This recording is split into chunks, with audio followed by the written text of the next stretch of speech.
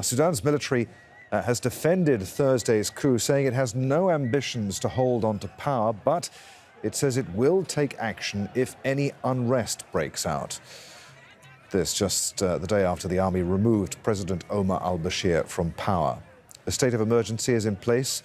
A curfew has been imposed for 3 months, but that so far has been ignored by many Sudanese. Rallies were held overnight. The opposition is calling for further protests later on Friday. We have not come with future solutions. The solutions will be devised by those in protest and those staging sit-ins. You, the people, will provide solutions for all political, economic and social issues. We have come with no ideology. We are the people of the armed forces. We have come here to maintain order, security and provide an opportunity for the people to achieve change they have been aspiring to and to devise their own visions for the leadership. We have no ambition at all to hold the reins of power. Live now to Khartoum, Al Jazeera's Hiba Morgan is there. Hiba, let's draw together everything that we've heard over the last hour. Omar Zein, el-Abideen, the head of this transitional council, saying that we, the military, have no ambition to hold the reins of power. We are the guardians of change. We will guarantee change mandated by the people. Is that going to be enough to satisfy the protesters? Well, at the moment, Adrian, it doesn't seem to be enough. Right now, as we are sitting and talking, we can hear people outside continuing to march to the army headquarters. Their whole point is that they don't want anybody from the old regime or associated with the old regime or the ruling party or the former ruling party, I may say, to be part of the transitional council. Now, Admiral Zein, al-Abideen, they're all part of the ruling party. They're part of the old regime. So for the people who are outside in the streets and for the thousands who have been staging a sit-in in front of the military headquarters for the past week, it's more or less the same thing. They feel like they haven't actually achieved anything and that their past 4 months of protests for demanding a change has not been heard from by the military, which is very funny because the admiral who was speaking, Omar Zein al-Abideen, the chief of the council, said that what happened yesterday, the military takeover, was not a coup. It was a response to the demand of the people, to the thousands who were staging a sit-in for 6 days in front of their headquarters. So they defended their actions, but at the moment the people are continuing in front of the army headquarters, not just in Khartoum, but around various other states in the country, saying that we don't want military representatives to lead us over the next couple of years, or however long the transitional period is. They want a completely civilian government that has nothing to do with the old regime. But he was fairly clear, though, in what he said, that the military is there just to ensure stability, to prevent unrest. And he said that if the Sudanese people are able to come up with practical solutions soon, this transition period could last as little as a month. Yes, he did say that. It was a very conciliatory tone, and he did say that in a few hours he will be meeting representatives from the various political parties. He also said that he will be meeting members and representatives of the diplomatic corps in Sudan. So he said he basically seemed to be extending, or rather the military council seemed to be extending a hand to those who are inside Sudan, various political parties, including the people who are staging the sit-in, as well as foreign powers or foreign countries in Sudan. So it seems like they're really trying to open their hands and say, listen, we are here just to maintain the order. We are going to try to seek solutions together. And they also said, Admiral Omar Zein al-Abideen also said that whatever happens, any differences the political parties have, they should not try to take advantage of the military. So it seems like they're really trying to open a political dialogue, pave way for what they said yesterday would be a transitional government that includes all political powers, all layers of society in Sudan, all tribes, and basically all ethnicities. Full representation is what they said yesterday and what was repeated today. So it seems like they're really trying. But the question is, Adrian, will the people listen? At the moment, there are thousands and thousands of people in front of army headquarters who didn't really want to even hear the speech. They didn't even want to acknowledge the fact that at the moment the military is taking over the transitional period that has started yesterday. They say that the only thing they want to hear is that the military transitional council is there for a few hours and is ready to hand over power to a civilian government.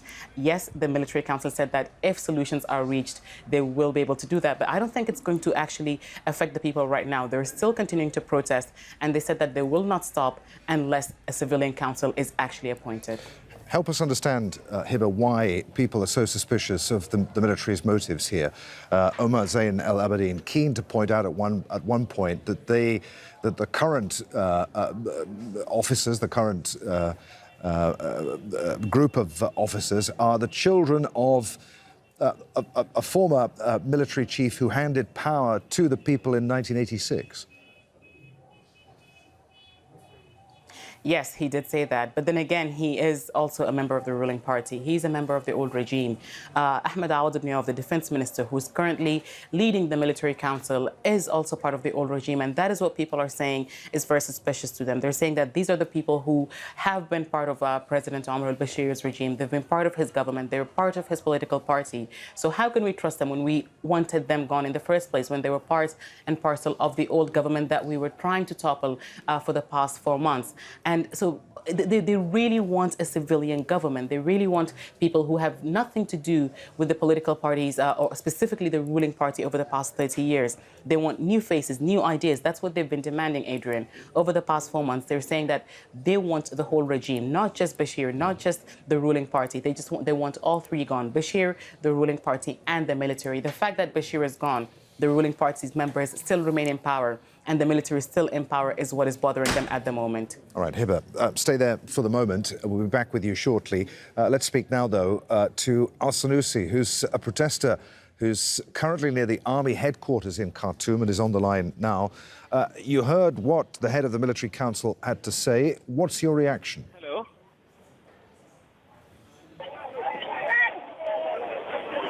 Al-Sanusi, can you hear me? What's your reaction to what you heard very low, from the... very low. Can you raise up the voice a little bit, like the playback? I can't hear you. Al-Sanusi, what's your reaction to what you heard from the head of the military transitional council?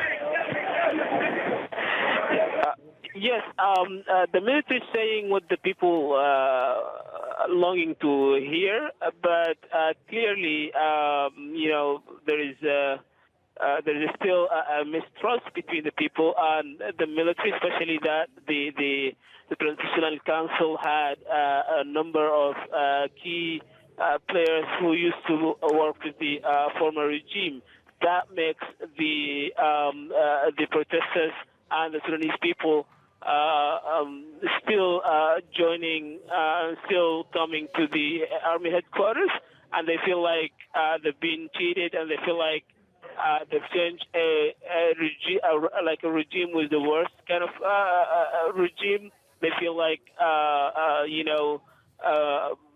the former government and the new transitional council are the same thing, and they feel like they haven't done anything. So the action here is no to and no to any of the members in the transitional council who are associated with the former regime, and just seas of people are still coming to the army headquarters to do the Friday prayer and to continue protesting until their demands are met. He said, we have no ambition to hold the reins of power and that the transition period can last, well, as little as a month. Why won't people take him at face value?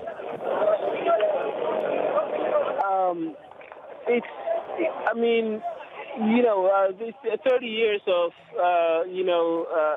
corrupt regime kind of making the people in a very tricky situation with, mistrusting any new form of government. And I think this is not going to be just like for this transitional council. I think it will be also for the, other government as well. But that's just part of being, part of the game. But people don't really think that this transitional council can be trusted and can lead the country to a safe spot. So, al-Sanusi, will the curfew tonight be ignored again? Can you repeat the question? Sorry. Will the curfew be ignored again tonight? Yes. That's what appears to be the situation. Nobody even talking about the curfew, as if there is no curfew. So people are still coming. People will still stay protesting here in front of the army headquarters, and they will still be, ignoring the curfew. I don't know what the army reaction would be to this, but this appears to be the situation right now. Good to talk to you. So many thanks indeed, Al-Sanusi, there, a protester currently near the army headquarters in Khartoum. Let's bring in Ahmed Soliman once again, a researcher at the Africa programme at Chatham House. Joins us now via Skype from London. Let's draw it all together then. What do you make of what you've heard over the last hour or so? Well, I think, very significant developments, a lot more information provided by Admiral Omar al-Abideen. I think the key points that he made was that the government is there to secure stability, to ensure security, and to provide the right atmosphere for political actors to take the process forward. I think that the army, the military, has been appealing to sympathies of the protesters and people to side with the army, but clearly there is a disconnect between the words that have been said by Omar al-Abideen, Admiral, and also the actions and the framing of those, because he's saying the military is not intertwined with the political leadership, with the previous political leadership. And I think that most people think that that is not the case, that the leadership represented by Lieutenant General Awada Ibn Auf and by the other military commanders, those within the security services, those within the militias that were mentioned and the other armed units, they still represent the old hierarchy and the old guard. So there is that disconnect that is very clear.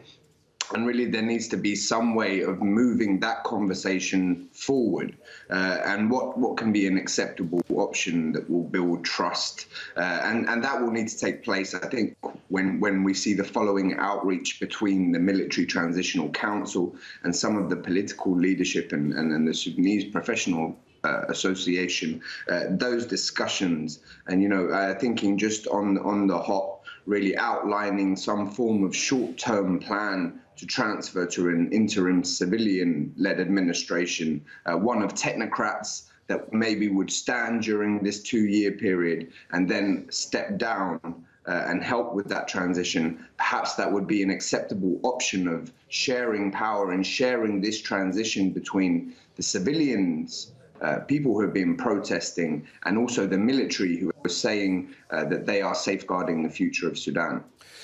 Another thing he said that's making headlines around the world right now about former President Omar al-Bashir, we, as in the Military Transitional Council, will not extradite him overseas. We will try him here. However, any future civilian government may choose to do so. What do you make of that? That's very interesting, and I think probably a demand or that many Sudanese would welcome, that any future justice and accountability that is carried out domestically in Sudan, rather than providing President Bashir and others with an escape route outside of the country.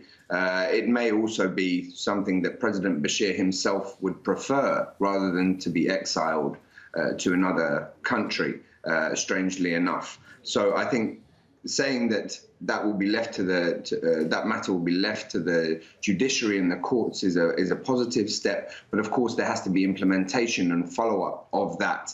And of course, part of people's concerns will be that the current military transition is, not long ago, less than a week ago, only a few days ago, worked for President Omar al-Bashir. So they may have vested interests in ensuring a type of soft landing for the president and some of the allies that have been arrested. So there will need to be further assurances made, and this will need to be part of the environment of dialogue that's created with the range of forces that come together to negotiate the future path for Sudan. He was quite clear that the military council's, the transitional council's top priority is stability, security and order.